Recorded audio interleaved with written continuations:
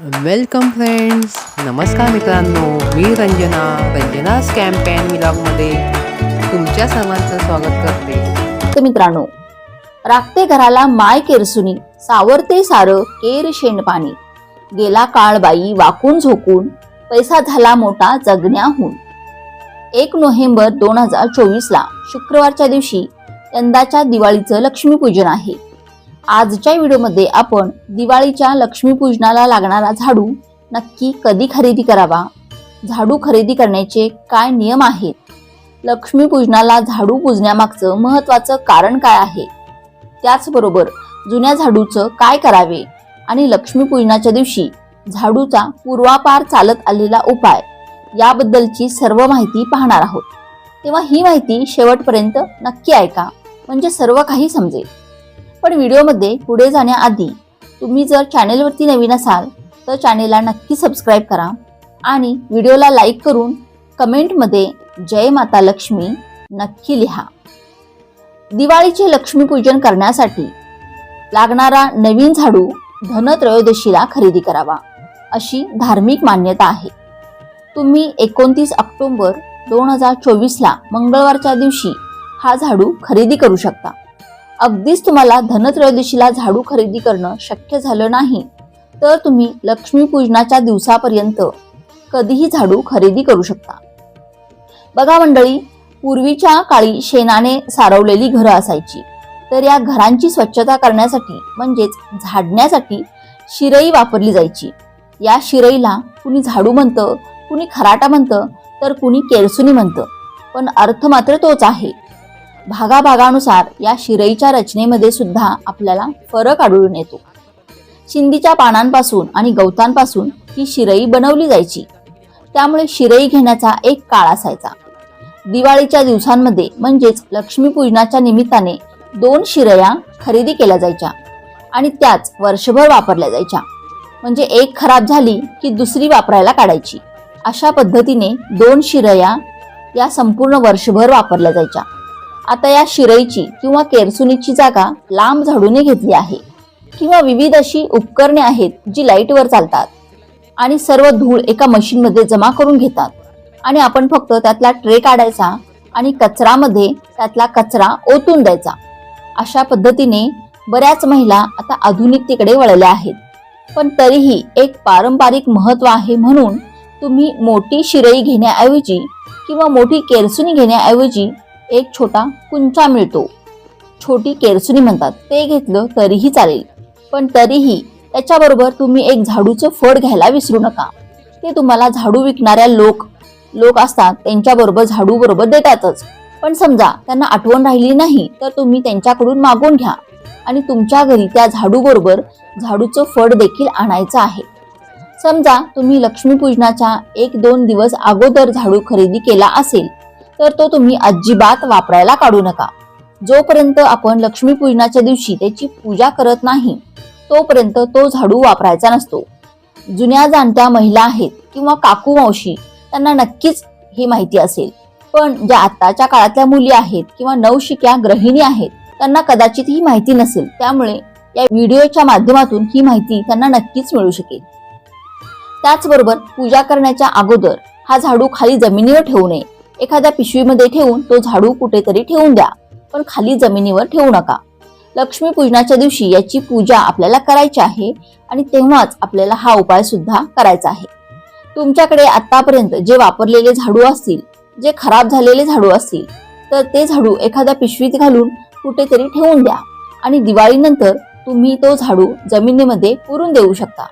कारण हे झाडू वनस्पतीपासूनच तयार झालेले असतात आणि निसर्ग जो आहे, जो त्याने आपल्याला बहाल केलेल्या वस्तू कधीही स्वीकारायला तयार असतो.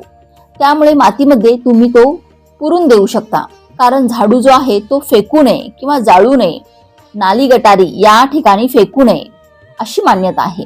आणि बरोबर आहे ना, आपण ज्याला लक्ष्मी म्हणून पूजतो किंवा जो आपल्या घरातील अस्वच्छता दूर करण्याचं काम करतो, अलक्ष्मी घालवण्याचं काम करतो, त्याला आपण गरज संपल्यावर असं फेकू नये.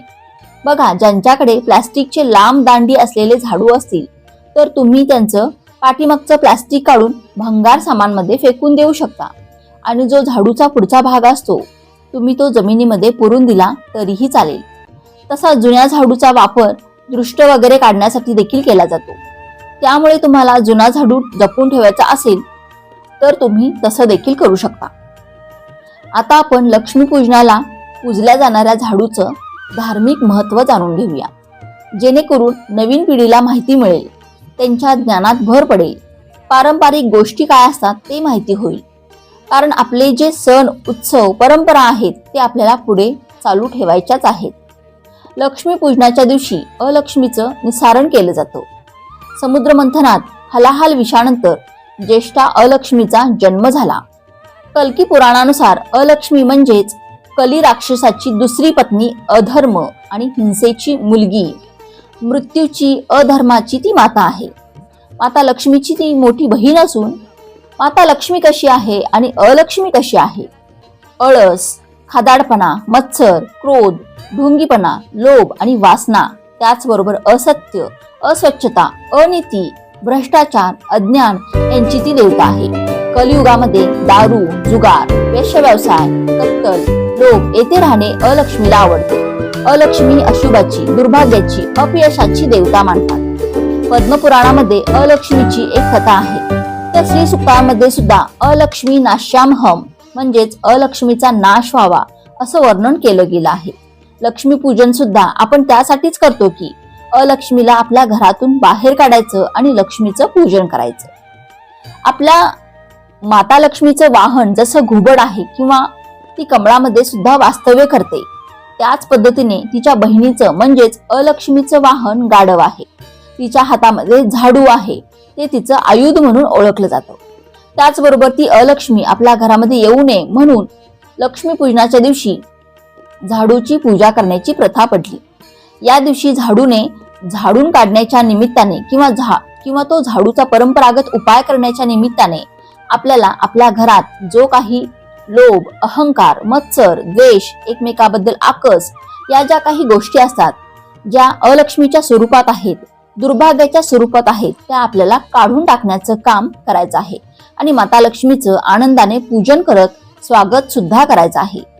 आता आपण या दिवशी झाडूची पूजा कशी करायची आणि उपाय कसा करावा याबद्दलची संपूर्ण माहिती पाहूया. आपल्याला लक्ष्मीपूजनाच्या दिवशी संपूर्ण पूजा मांडणी करायची असते. त्यामध्ये आपण बऱ्याच गोष्टी ठेवतो. त्यासोबतच आपल्याला झाडू सुद्धा लक्ष्मीपूजनाच्या स्वरूपात ठेवायचा असतो. कारण मातीच्या मूर्तीपेक्षा झाडू सुद्धा म्हणजे झाडूला जास्त महत्त्व दिलं जातं. कारण आपल्या घरातील जाळी जळमाटं, घाण किंवा कचरा या स्वरूपात अलक्ष्मीला बाहेर काढण्याचं काम ही लक्ष्मीमाता म्हणजेच आपल्या घरातील झाडू करत असतो. त्यामुळे आपण कितीही पुढे गेलो, कितीही आधुनिकतेकडे गेलो तरी पण झाडूला अजिबात विसरता कामा नये. आपल्या घरातील लहान मुलाबाळांना सुद्धा आपण या गोष्टींची आठवण वेळोवेळी करत देत राहावी. शेवटी जुनं ते सोनं असतं.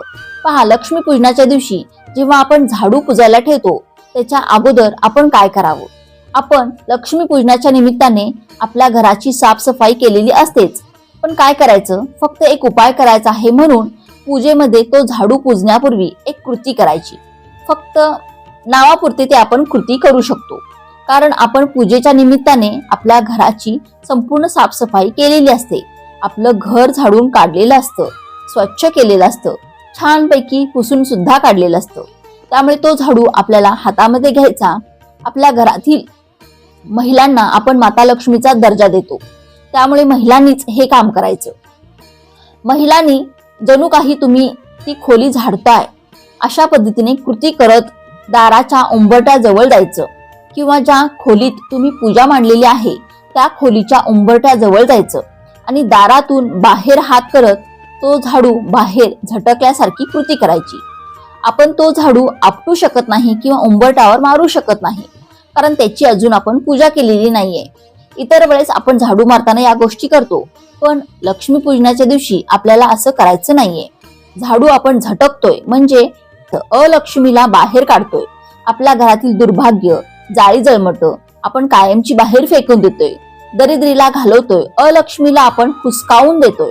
अशा पद्धतीने तो झाडू आपल्याला फक्त बाहेर झटकल्यासारखी कृती करायची आणि तुम्हाला झाडू बरोबर जो काही फळ दिलेला असतो, म्हणजे झाडूचा बारीकसा तुकडा किंवा झाडूचं जे काही मोडून दिलेलं गवत आहे ते तुम्हाला अलक्ष्मी आहे म्हणून बाहेर फेकून द्यायचं आहे. जर तुम्हाला ते झाडू बरोबर दिलेलं नसेल तर तुम्ही फक्त झाडूने झाडत झाडत जाऊन घराच्या बाहेर झटकल्यासारखी कृती केली तरी पण चालेल. त्यानंतर तो झाडू घरात घेऊन यायचा, पूजेमध्ये ठेवायचा, त्या झाडूवर किंचितसं पाणी शिंपडायचं. त्यानंतर हळदी कुंकू अक्षता वाहून त्या झाडूची पूजा करायची. तर इतकी साधी सोपी पूजा आहे जी आपण लक्ष्मीपूजनाच्या दिवशी करायची आहे. फक्त काही ठिकाणी अशी प्रथा आहे की ती लक्ष्मीपूजन झाल्यावर रात्री 12 वाजता किंवा मध्यरात्री हा उपाय केला जातो. म्हणजे पहिल्यांदा फक्त झाडूची पूजा करून घेतात आणि अलक्ष्मीला घालवण्याचा जो काही उपाय आहे तो मध्यरात्री 12 वाजता केला जातो. पण अगोदर सांगितलेला उपाय जो आहे तो अगदी योग्य आहे. कारण लक्ष्मीपूजनाची वेळ असते, म्हणजेच काय असते की त्यावेळेस आपण माता लक्ष्मीला आपल्या घरात बोलावतो की तू आमच्या घरामध्ये कायमचं वास्तव कर. आपण तिच्या स्वागतासाठी अशा पद्धतीने सज्ज असतो. आपण अलक्ष्मीला घालवतोय म्हणून ती झाडण्याची कृती करायची असते. कारण पूजल्याशिवाय खरोखर आपल्याला तसं झाडायचं नसतं. पण इथे आपण स्वच्छता तर केलेली असते, पण फक्त अलक्ष्मीला घालवायचे म्हणून फक्त कृती करावी. आणि अलक्ष्मीला बाहेर घालवून माता लक्ष्मीला आपण घरात बोलवतोय, तिचं स्वागत करतोय. घरात घेतलं की त्यानंतर आपण तिची पूजा करतोय किंवा सेवा करतोय, अशा अर्थाने ही कृती किंवा हा उपाय अगोदर केला जातो. आता जेव्हा आपलं हे लक्ष्मीपूजन आटोपतं किंवा मग आरती नैवेद्य या गोष्टी झाल्या की त्यानंतर किंवा झोपण्याच्या अगोदर एक लाल किंवा पिवळ्या रंगाचा छोटासा कपडा घ्यायचा आहे. अगदी लहान, आपल्या हाताएवढा घेतला तरी पण चालेल. तर त्या कपड्यामध्ये तुम्हाला 1 रुपयाचं नाणं आता लक्ष्मीचं किंवा धनाचं प्रतीक म्हणून ठेवायचं आहे. त्याचबरोबर 1 कापूरवडी, 2 अखंड फुलासह असलेल्या लवंगा, 4 काळी मिरी आणि अगदी थोडेसे तांदूळ सुद्धा ठेवायचे आहेत जे तुटलेले असता कामा नये. आता या सगळ्यांची तुम्हाला पोटली बांधून घ्यायची आहे. ते तुम्हाला ही पोटली झाडूच्या खाली ठेवून द्यायची आहे संपूर्ण रात्रभरासाठी.